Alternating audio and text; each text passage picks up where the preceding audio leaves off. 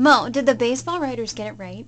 With the Hall of Fame, no. Now this summer, Cooperstown, induction weekend should be fun. Bunch of dead baseball players and some writers going to get in, so that'll be great. I don't think they got it right. Now, I love a good Hall of Fame debate. It's kind of the fun part of the process. It's subjective. There's no right or wrong answer. From a pure statistical standpoint, okay, I would have put in Craig Biggio, one of the 10 best second basemen of all time. I would have put in Jeff Bagwell, one of the dominant first basemen of his era, one of 31 guys, 1,500 RBIs, 1,500 runs driven in, one of 8 to do it in less than 10,000 plate appearances. I would have put in Curt Schilling, amazing control, high amount of wins, even though not a huge amount of wins, but the most dominant postseason pitcher of my lifetime.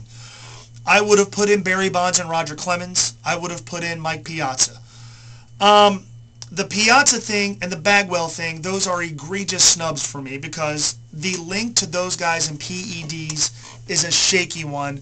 And with those two guys specifically, that's my problem.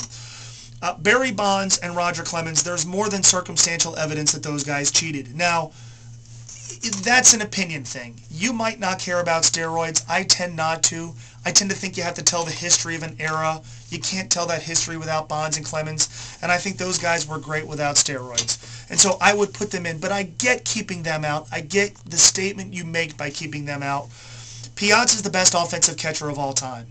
He put up incredible offensive numbers, not just for a catcher, but for any position, but they're more substantial because he was playing such a demanding position, played the bulk of his career in very pitcher-friendly parks. And the connection between him and steroids, and you could say the same thing about Jeff Bagwell, is a very shaky, very flimsy one, and one that I would be uncomfortable voting against him on.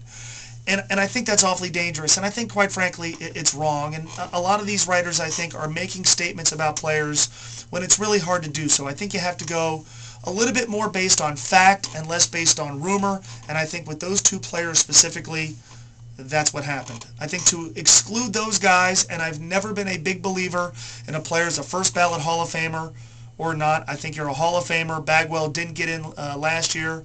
I think eventually he will. Piazza, this was his first time. I think he'll eventually get in.